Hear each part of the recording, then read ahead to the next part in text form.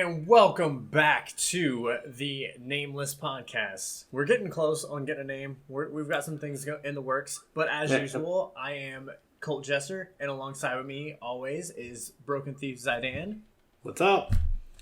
So today, actually, before I even get into today, we took a couple week break. And I think it was kind of we did it for a couple reasons. One, holiday weekends, things like that. But on top of that, because we did the E3 predictions episode, we wanted to wait to see kind of what was going to shake out before we kind of did this next episode. And holy crap, did a lot of things shake out. Yeah, it's been a busy couple weeks. Yeah, so we have a ton of news for you guys this week. And also, we have a really exciting game to talk about. From the perspective that we've been playing a crap ton of it. And I think that was one of the other reasons that we wanted to delay this. Because that game came out, we wanted to get our hands on with this to really, really deep dive into it a little bit more.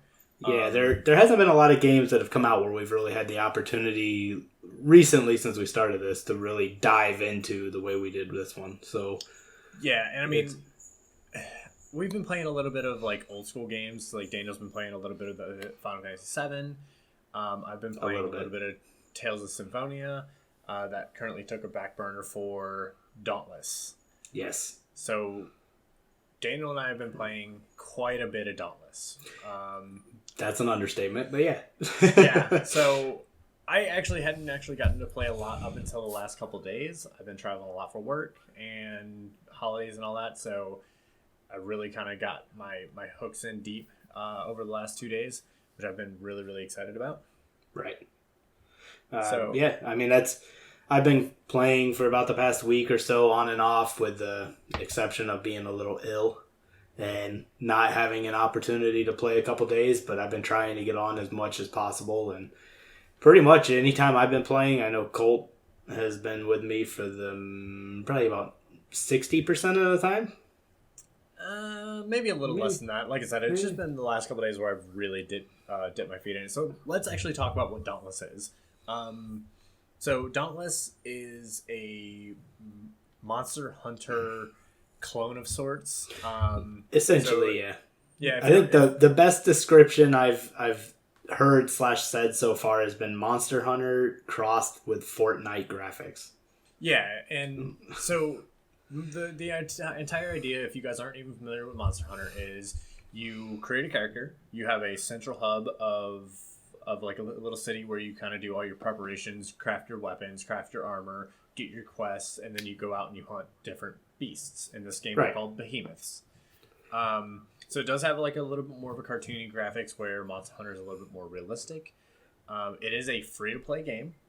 Yes. With microtransactions, so you can pay as you want and everything like that. However, the microtransactions are not a pay-to-win type of deal. It is a cosmetic. You pay to look better, to have cooler looking transmogs and stuff on your armor. Yeah, and you can buy some items that are used for crafting, but it's mainly crafting of like your potions and different things like that. Right. So my initial impressions on this game, I'm level like 16. There is a hunt pass, which is similar to your Fortnite style battle pass. And I think I'm like level 12 in that. Yeah. Initial impressions, it's really fun. I think because I played Monster Hunter, I had my expectations kind of quelled because I put about 100 and something hours into Monster Hunter and came out of it actually really disappointed. Yeah, which is still surprising. Because how do you put 100 hours into something and be disappointed with it? So the biggest thing that I was disappointed by, which I like what Dauntless does, is when you're in your city in Monster Hunter, you're in your city alone. With Monster Hunter, you actually get to see... Dauntless. With Dauntless. Yeah. Sorry. Yeah. With Dauntless, you actually get to see a bunch of different people that are within the community. The other really cool, unique thing about Dauntless is it is the first game to release 100% cross-platform, cross-progression. And what that means is I play on my PC, I have some buddies that play on PlayStation, there's people that play on Xbox, and we can all play and communicate with each other just by having a Epic Games friends list Yep. And everything like that. So, and as somebody who plays on both PC and PS4, I can tell you that it is honestly as easy as just logging in. I was playing on PC with Colt. I jumped over to play on the PS4 with a couple of buddies. I logged into my Epic account. My character was there. All of my progression was there. I picked up. I jumped back on the PC. Same thing. Everything I've done so far was right there. So it's been really nice because actually today I was playing with a buddy of ours on the PlayStation. We got into a group, and because of the fact we were using in-game chat instead of Discord, because of it's easier to just have in-game chat when you're cross-platform like that. Right. We got into a group there was a couple people from Xbox, and they had their mics turned on. We ended up getting to talking to them. We added them as friends. We ended up running a couple more hunts with them. It was really kind of a fun situation to have where, like I said, everybody from all the different consoles and things like that can coexist within one game. Yeah. And I think one thing that Dauntless has definitely nailed, that Monster Hunter did very well as well. It's the weapons actually have a good feel to them. So every weapon style that you play as, this game has, 6 different weapons? Sword, hammers, axes, pike, crossblades, guns. And guns. So yes. Yeah, so 6 different weapon styles. They do a very good job of making every weapon feel kind of unique. So depending on how you want to play, you can play with that weapon style. You can go after different armor sets that actually enhance that kind of play style. It's all very well done for a free-to-play game, which says a lot about, Epic. And one of the other cool things is it's not designed by Epic. I know, but it's off the Epic market. Yeah, so the other thing that's really cool is, as you level up your weapons, you have masteries within, your different weapons that you have. So, for my example, I use the pike. And when you start off with the pike, you have a little meter that fills up, and then you store that and you do shots. Right. I recently unlocked, once I got in higher enough mastery, where I haven't used it yet, but it's a perk that instead of launching the bullets, you increase your team's crit rate, so you can do more damage. So there's even more play styles that you can do within each weapon, just as that. Right, and I mean that's all the weapons are that way. They're built basically, whereas you play, you unlock additional perks and everything to them, and you'll figure out little kind of hidden combos and so on, and different ways to play the weapon and everything. It's just very well put together. And I will say, okay. Oh, I was gonna say, you just have to realize what kind of game this is. It is a grinding game. So just like Monster Hunter is, basically you're going out to hunt a monster, to collect parts, to build something better, to hunt stronger monsters. Yeah, and so with the grind, you have to say you need so you say if you have a frost weapon, you need frost orbs to upgrade it. So you might have to regrind the frost behemoths multiple times to get enough frost orbs to get your weapons up to be able to do more damage. Right. But I will say the one thing, I keep cutting you off, and I do apologize. No, you're fine. You're fine. Just talk over me. It's cool. But the one thing I'm disappointed with is between the two, and again, free game, $60 AAA title from Capcom. Obviously, there's a difference, but the worlds, once you're in with the behemoths, feel a little empty. They're very empty. Where in Monster Hunter you had smaller wildlife, and you had multiple monsters that were in the same space, and sometimes they would attack each other, and you would kind of see these giant collides of different monsters fighting each other. Yeah, you could use that to your tactical advantage. You could pit monsters against other monsters and kind of, weaken them and so on. This, you're right. I agree 100%. The world is empty when you land. You have a few things you can harvest, but pretty much we're just, every time we land, we find ourselves kind of beelining straight to the monster. Right, and I will say when it comes to harvesting, so they have plants that you can harvest, and there's mining, and the mining you kind of have to hold the button down to kind of work your way through it, and it's inconsistent on how often it allows you to pick it up. You have to be right in the right spot or kind of on positioned correctly on the piece of mining, and it gets a little frustrating. And the same thing with the healing. There's little healing spots near the behemoth, and those are a little finicky about your position and everything like that as well. Well, there's nothing worse than trying to heal up quickly when you have a very small window and it doesn't actually heal you, and then you get hit and you go down. And yeah, and the other one that I've been hitting recently is when trying to res somebody. I've been having some inconsistent issues with getting people up during the resing process. Well, it's done that to us several times where I've gone to pick you up or you pick me up, and it'll complete the circle, and you think it's done, and you walk away and they're still dead. And it's like, whoa, wait a minute.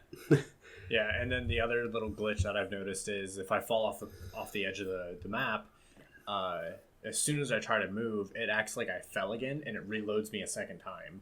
Yeah. I don't know if you've had that happen to you. Nope, not as much on that one, but I did have the whole fall through the map problem. Yeah, where you get stuck in the map. Yeah, where I was just falling continuously, and you had to try to kill the monster on your own. That one was fun. Which we didn't. No. And then the other fault of the game right now is some of the in-game chat audio between players and consoles and different things like that is very inconsistent as well. And don't get me wrong, I know we had this little section of kind of beating the game down, but overall the actual gameplay and the experience of playing it is fun. It's just we're just listing off some of the negatives, but I mean it's a free game. We keep coming back to it. That's obviously a selling point. Yeah, and it's something that just came out of its beta phase. I mean, I'm willing to excuse some of these issues for the sake of holy crap, I'm having a ton of fun, and I feel like this is a game that they're going to support for a long time. They had I think it was 5 million players within the first week playing it. So and I had a streamer friend who I've never really seen get into that style of game. That's been one of the games that he's been streaming a lot, which has been really cool. Yeah, and it's something I definitely want to pick up a couple streams on, because we have to capture some of the things that we do on these hunts. Yeah, and it's super fun, and I'm really looking forward to playing it more and everything like that. I'll tell you what, it's been a while since I've played a game that has actually had me wanting to come home from work and eager to turn it back on and get back into it. And I'll speak for myself. After we're done recording this, as soon as I get this stuff exported and everything like that, the game's getting loaded right back up, and I'm going to tackle a few more behemoths. So I fully planned on we're going to be done with this by probably around 11:30 or so. That gives us about an hour and a half or so of hunt time before I actually need to go to sleep. Right. so yeah. Do you have anything else to say about Dauntless? Other than the fact that honestly the depth of that game is just it baffles me every time I look at it on the amount of just customization and depth that they put into it. It amazes me. Yeah, for a free game. Yeah, because you can transmog any piece of gear into another piece of gear, or you can and then you have different pieces, and then on top of the transmog, you can actually dye each piece a different color as well, on top of changing the actual appearance of it. And you have various armor sets that are made off of every monster, but then every armor set and every weapon has different slots to it where you can equip more gems, so you can do additional type of perks, and it's just, the game overall honestly it's amazing, and I'm very eager to play some more of it, so I'm gonna stop talking now. Yeah, so all right, well outside of that, I've been playing Tales of Symphonia, game from 2001 2003, something like that. I do want to say one quick thing about it, and it's just the simple fact that that game is almost an exact rip-off of Final Fantasy X. No. So you play a hero, a male hero that. Should we say spoiler alerts? No, I'm not gonna get into too much detail. That you are going on a quest for your female companion, that she needs to try and do something to save the world. And this thing is a catastrophic world-ending type thing. And is it called Sin? No, that's Final Fantasy X. Oh, that's in both. I mean, so Final Fantasy X is Sin, but but each game has that same narrative setup, and then you find out the dark secret of the saving, and you are trying to fix it and save it in a different way that would try and relieve of this evil, so to speak. And you go through different like things to summon creatures to help you fight on your journey, and it's like I said, they're identical on both games. Right. It's something that I didn't notice when I played them the first time back in like 2001 and 2003, but I've been doing a lot of watching of people play Final Fantasy X. I've been wanting to play Final Fantasy X again, and I wanted to play this as well, and I couldn't believe how similar the two games were. Yeah. So what's funny is, Colt and I obviously talk a lot outside of even doing these podcasts. And I'll be sitting there playing a game, and he'll be playing Tales of Symphonia, and he'll share his screen, and we're sitting there talking about it, and he's telling me this whole comparison, and I'm like, yep, I see it. That makes complete and total sense. It's Final Fantasy X, essentially. So... Yeah. So that's all I got about what I've been playing. I don't know if you want to talk about anything else that you've been playing. I know you've been doing the 7 thing, but yeah, I'm still working on the 7. I've done a little bit more. I gotten a little bit farther on my speed run to the point to where I'm probably about half an hour more or so of practice, and I might be willing to do another stream. Nice. I've also, in my vast spare time that I have, because I have all that time, kicked up Kingdom Hearts 1 and 2. Oh, nice. I tell you, man, the more and more I watch some of these guys that are speedrunning, the more I feel like that is something I want to attempt. And now I'm also working on studying up on those, so... potentially in the future, maybe I might attempt a speed run of Kingdom Hearts 1 or 2, depending on which one I want to try to tackle. Nice. I'd be excited to see that. Yeah, I figured. All right. Shall we get into the news? Because I feel like this is the most exciting part about this week's episode. Yeah, absolutely. Let's jump right in. So let's start off with some disappointing... Actually, no. Let's actually start off with... I got ahead of myself. I really want to talk about the disappointing... I know you do, but let's not start off with disappointing news. So I'm going to let you run with the announcement from Activision. For Call of Duty? Yes. Modern Warfare. Now, I am not... And it's funny that you want me to do this, because I am not a Call of Duty person. I am, but I'm not. You play it more than I do. However, I don't play the Modern Warfares. I have played some. I've played a few back in the day and everything. I've played some of the campaigns here and there, but the new one was announced, and the biggest news coming out of the new Call of Duty is the fact that they are going cross-platform with it.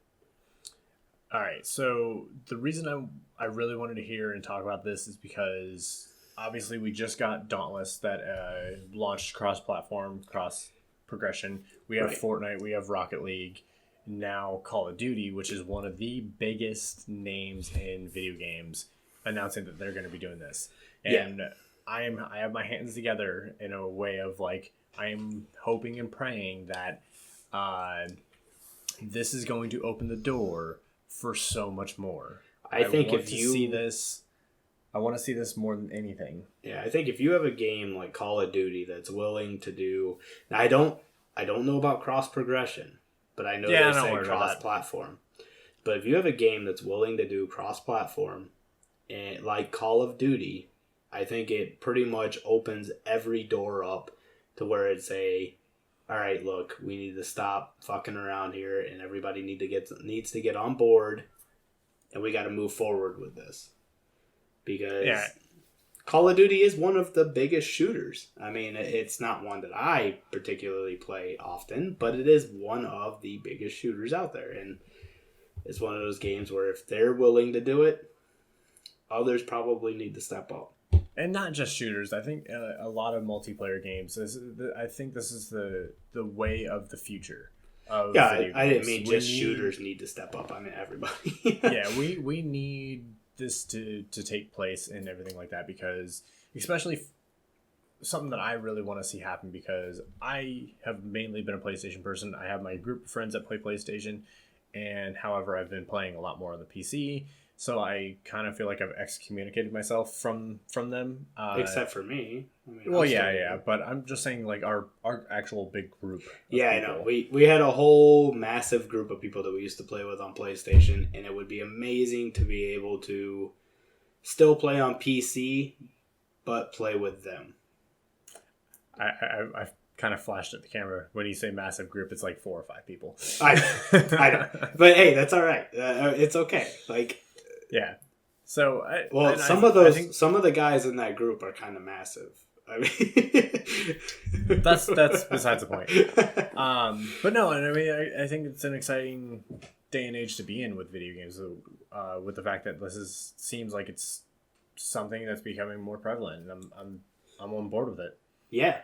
Other than the crossplay, what? Go ahead, because I forgot there was one more thing that we left off the list that I think I wanted to add. I was going to say, other than the crossplay, Call of Duty, I know, is taking it in a kind of serious direction as far as their story goes. They're talking about being able to play as soldiers and freedom fighters, having to use not just like the arsenal that comes with a typical military war game, but having to take up that whole kind of freedom fighter guerrilla tactics warfare, where you're going through the streets of a war-ridden town, and you're busting into houses, and you're having to silently quiet down families so you can take out a terrorist faction, and so on and so forth. So I know they're really they're kind of pushing the line and the story-driven components of the game there. So that one's kind of interesting. That actually has my attention as far as the campaign goes. Yeah, I just wish that they found ways to make it a little bit more accessible. Because, I mean, the entire idea of, like, say, there's a ton of people that I hear that are out there that they don't care so much about the multiplayer. They like the campaign. If they could release the campaign at like a separate price, or the multiplayer at a separate price, I think that would actually open the doors for them to make more money off their games, especially because of the fact that like Call of Duty is one of those series that they just don't ever really allow their games to go on sale very often. You can go back to 4 or 5 versions back, and still they're asking for a $60 price point for a game that probably has a player base that's non-existent because of the new versions. Yeah, if they honestly split it up and said, you can pay this much for the campaign with the multiplayer, or you can pay, 2/3 that or whatever for just the multiplayer, they'd probably make a lot more money. Oh, and I agree. Okay, so real quick, yeah, you got excited. So what was it? Well, it's not really excited. It was big news, and I don't know. I know you might have a little bit more to say on it, because this is a game that I generally just don't care about. And even after seeing the new trailer that was announced, I still have even more less of a care than I thought I would. But that's Death Stranding. Oh, okay. Yeah, we completely forgot about the Death Stranding trailer. Yeah, so Death Stranding got a 9-minute trailer. And surprisingly to most of the people in the video game industry, it got a release date for this November. Correct. Which is unbelievable, because I didn't think that game was coming out at least until next year. The rumors then is that it's being released in November, and The Last of Us Part 2 is being pushed until 2020. Well, I mean, we no longer are rumored on Death Stranding. It's November 8th. But I mean, that's the whole rumor portion of that is that it then pushed The Last of Us to 2020. Which I'm not against, because I think Last of Us, that game has such a following that that game can release at any point in time, and people are going to jump all over it. They could say that game's coming out in 2021, and I'd be like, cheers. I'll get it then. We'll play it. I mean, I wouldn't care. But so they released this 9-minute trailer, and They showed off quite a bit. They showed off combat. They showed off moving around, the traversal. A lot of walking. Inventory of how like you go into your menus and pull out like a ladder and then throw it down and it extends out, and you climb up it and so it's a very vast open world where it appears that you can kind of interact with the terrain in any way that you see fit. Using a ladder to climb up a cliff, or potentially you could have used that same ladder to cross the giant ravine, or you could have, any of your tools. It seems like you could use them kind of anywhere from the way that the trailer portrayed it. But it's still a lot of walking. Yeah, this game, like, I will say there was a really, really funny part in the scene where like. Norman Reedus' character's like running from these guys, and then like he kind of like stops on a dime, and the two guys like run past him.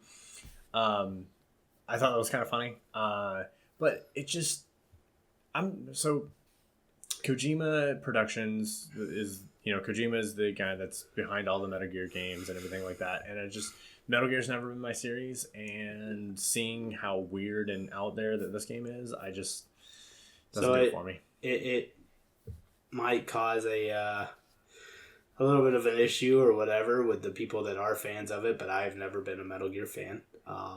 I've never really gotten into them. I tried to play the first one. I thought it was good, but it wasn't my kind of game. Yeah, I played the first one. I never picked it back up, and then I respect Kojima for what he does, and I know the guy makes some very interesting stories and games and so on. But for me right now, this game is not something that I'm just going to rush out and buy just because his name's on it. Right. And I mean, I played the first Metal Gear, but I watched my brother beat the first Metal Gear. So like I kind of saw the entire thing play out. It was just, again, not my thing, but I will say the coolest thing was the Metal Gear 2 where it would go in during the boss fight and like access your memory card and pretend to erase your data off your memory card. Oh yeah. Yeah. See, that kind of shit, that's awesome, but that's not gonna make me buy your game, right? I don't really have anything else to say about Death Stranding. I just wanted to make sure we brought it up. I thought it was very interesting. Yeah, no, that's fine.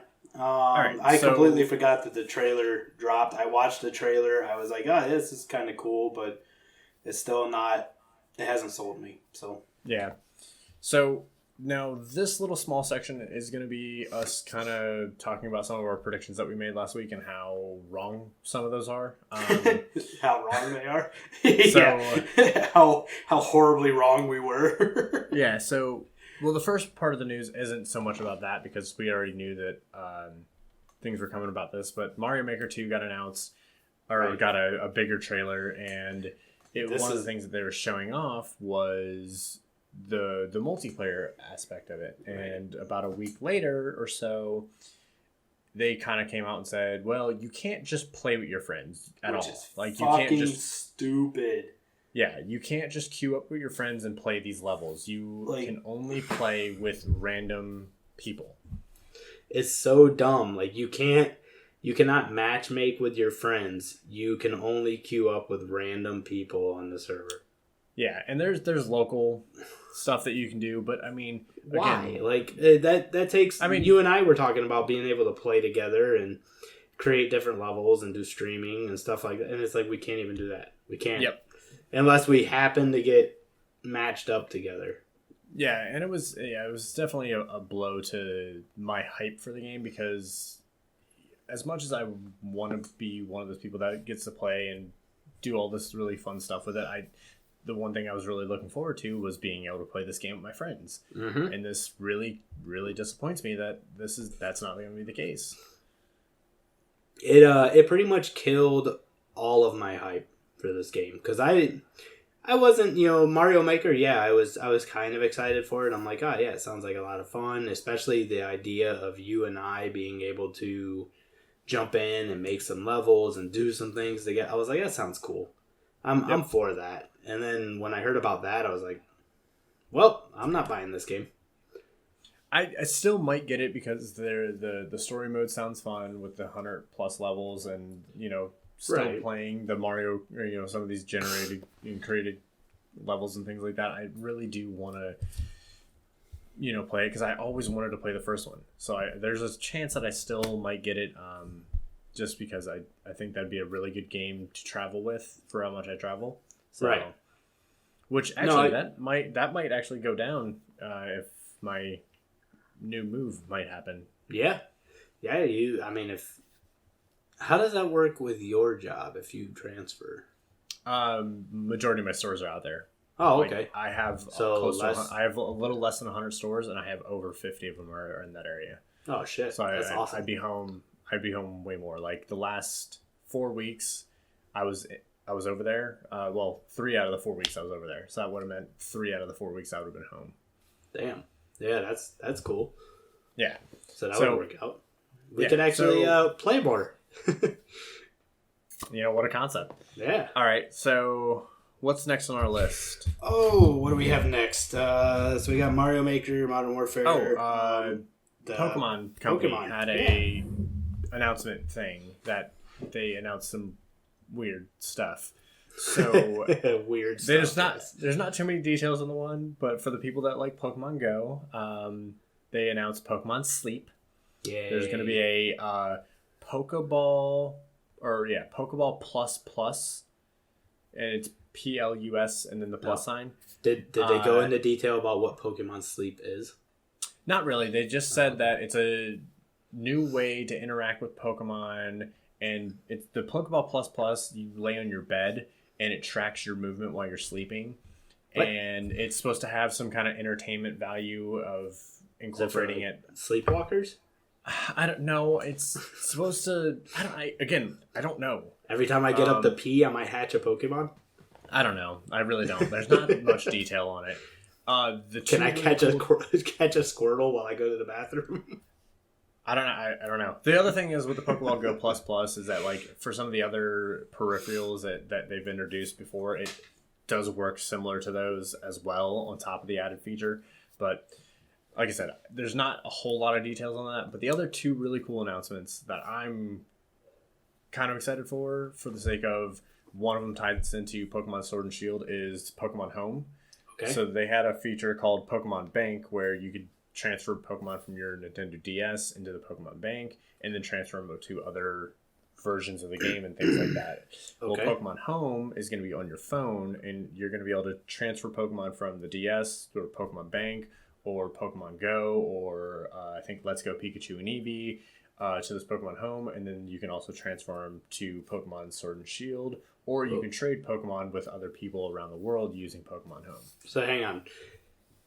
So I can essentially have a high-level, very strong Pokemon, transfer it over to Pokemon Sword and Shield, and just start off OP?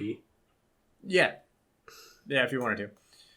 And it's one of those things that, like, not everybody's going to play that way. I mean, right. Yeah, there's going to be some people that want to, but yeah, if you want to, go for it. I mean, for me, the Pokemon games are always like, I'm that traditional RPG guy. I love to start off at the low level, grind my way up, which is still an option. I mean, you don't have to utilize it. It's something. And the other thing is, like, the way that I would see it is, like, say I've been playing Pokemon Sword and Shield for 30, 40 hours. And I've had this strong Pokemon waiting in the wing, but I've been waiting for my other Pokemon to catch up to level. Yeah. That's when I would transfer that one in. And be like, that I'm completely on board with. Right. Yeah. The other thing that got announced is... my level 50 Magikarp. So the other thing that got announced that I thought was really cool... There's other things that, outside of these things that we're going to talk about, that got announced that I don't really... think it's important to bring up. So if you guys want to see what that was last Thursday. There's tons of videos out there on and all, but the other thing that I thought was really cool was they're bringing in a new mobile game that they teamed up with someone from a company called DNA. It's DENA.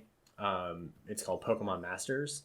Okay. So it's a mobile game where you are competing or playing with different trainers from throughout all the different Pokemon series.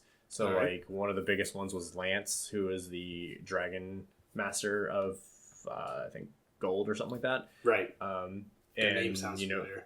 Yeah, so you can battle and do different things like that, but it's going to be a mobile game, which that looked really cool. So it's not going to be like a Pokemon Quest shit. No, like no. Oh, go gather something and I'll come back to you in 5 hours. Yeah, no. I mean, there's going to probably be some gacha mechanics in it, but who knows? But so with that being said, now that we're talking about all this Pokemon stuff, there is a Nintendo Direct. We are recording this on the 3rd. This might not get posted until after the Direct happens, but on June 5th at like 9 a.m. or maybe even...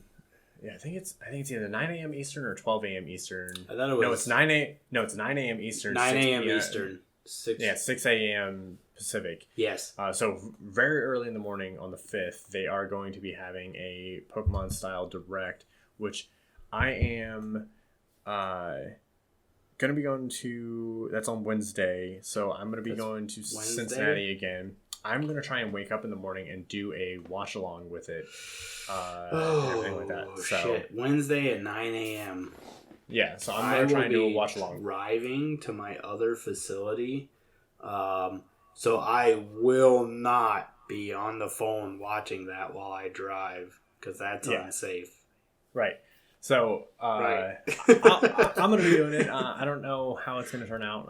Again, this is going to go up most likely after, but I'm actually super excited at the Pokemon Sword and Shield Direct. I think that they're going to show off evolutions of the starters. I'm really hoping to see evolutions of the starters, and then I think maybe a legendary. Yeah, I would like to see legendaries get announced of like the Sword and Shield legendaries. What are your thoughts? A lot of people are speculating that co-op might be a thing. I mean, they had some style of co-op and like local co-op on Pokemon Let's Go Eevee and Pikachu. I think it'd be cool if they found a way to do some co-op. I think it would be awesome if you and I could actually team up and play together. Yeah, I just don't know how that would really work out. I don't know how you could do it either, honestly. Like, the games are very simplistic already, and I just think that would make it way easier than, because like Pokemon's not notorious for having any type of like added difficulties or anything like that. Right, and having us basically team up in battles and everything would just make it super easy. Yeah. So I'm going to bring up the new announcement that Daniel isn't currently aware of. That think? I maybe you are, maybe you aren't. But anyway, so June 6th, Google Stadia is doing their E3 style press conference to show off pricing and release dates for Google Stadia. I've heard whispers, but not a lot more than that. Yeah. Did you hear that it was actually happening on Thursday? All I heard was that Stadia was looking to do an announcement, basically. Yeah, it got confirmed today that on the 6th they're doing their announcements. Nice. Which I am personally extremely excited about. I believe it's 12 p.m. Eastern, I think, when that one's going on. So I'm excited for Stadia, but I'm still that person that's like, let me see what they come with, because I feel like the consoles still hold the rope in this whole fight. Like it's just they're the ones that have all of the development teams. They are the ones that they are the ones. Yeah, and somebody had a video out the other day about like trying to being like, well, here's why Google Stadia is going to be an issue, and it was like Google's services were down yesterday, like I don't a short portion of time, but it was like, well, Google was down, YouTube was down, Snapchat was down. So like everything that ran on their servers were down. Look, I will be the first to tell you that if anybody has the capability to do something like this, Google is definitely one of the top competitors. It's just you are competing against Sony and Microsoft, who are not going to just like lay down and let you take the fucking spotlight. Like, no, and I get that. And they hold all of the development. Like, they are the ones that everybody turns to for hey, I'm publishing a new game. Let me show it on Sony or Microsoft stage. Let me put it on this console. Like, you have to fight with that.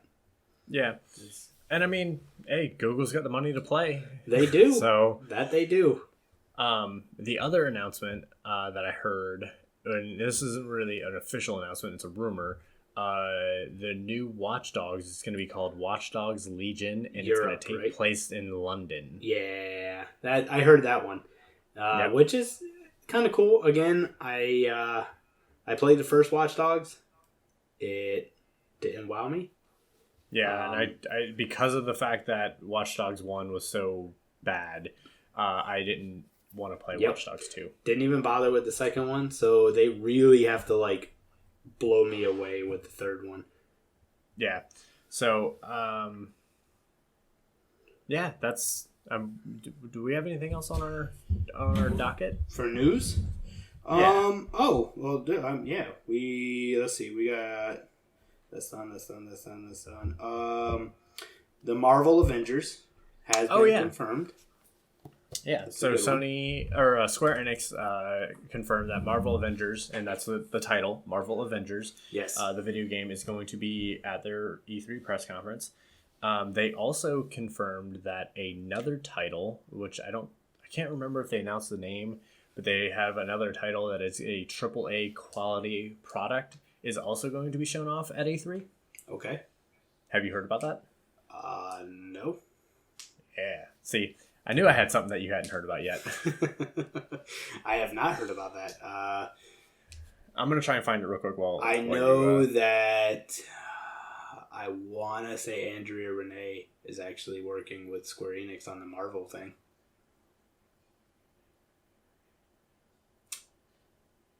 Say that again? Sorry, I believe Andrea Renee is actually doing a thing with Square Enix on the Marvel Avengers deal.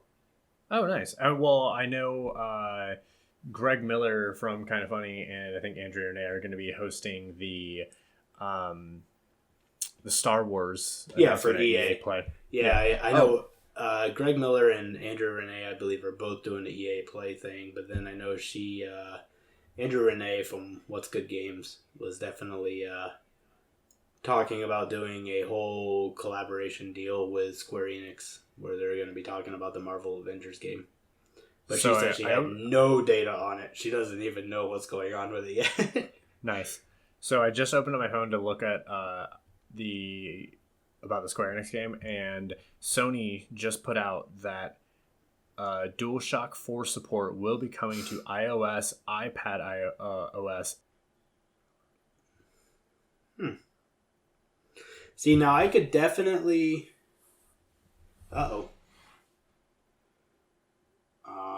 start it back up. Oh, we'll start them both back up. And... we're having slight technical difficulties. It's not a big deal. Once you get it all figured out, we'll start it back up, and I'll just splice out this whole weird conversation mix. And I won't talk about anything important at the moment. Maybe I'll sing a song.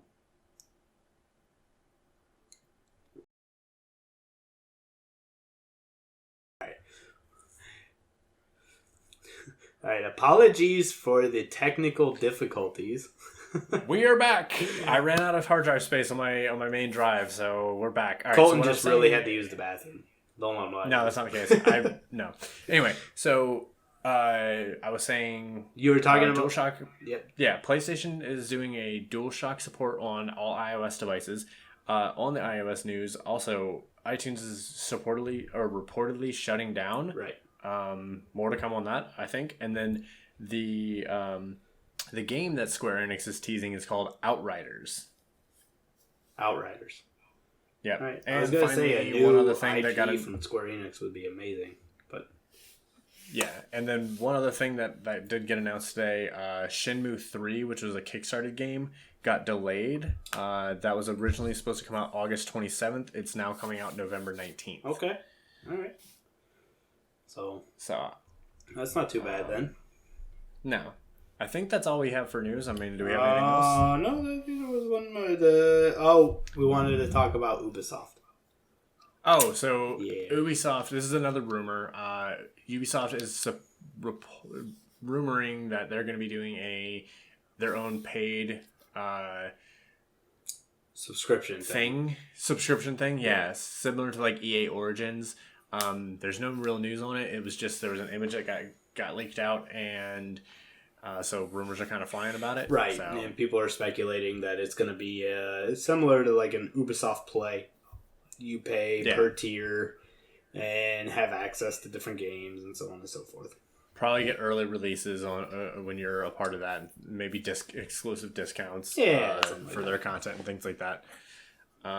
So we had that technical crash basically right at the end of the episode. Yeah, so, pretty much. We were coming to an end, and you decided to shut down everything. So yeah, my camera literally just stopped recording. My audio just stopped recording. I almost lost my audio.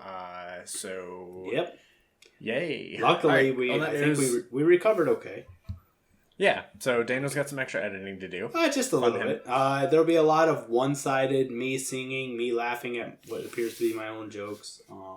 It's basically right. Daniel's crazy, and this is going to show why. Yeah, it'll be okay. Don't worry about it. Yeah. So, thanks for hanging out. I am going to try Wednesday to do the thing. You guys will be able to keep me honest in the comments that after this goes out, if I actually did go live on the Pokemon stuff, you can roast me if I didn't. But that's all I have. Daniel, anything? I'm just gonna be looking to do a little bit of streaming in between the next few days, and hopefully get another Final Fantasy VII segment out. But that's about it. Cool. So. All right, guys. Thanks for coming and hanging out. As always, we enjoy doing this. We hope you guys enjoy the content. If you do, like and comment, subscribe, do all that fancy stuff. And thanks for hanging out with us. And until next time. Yeah, we'll see you later.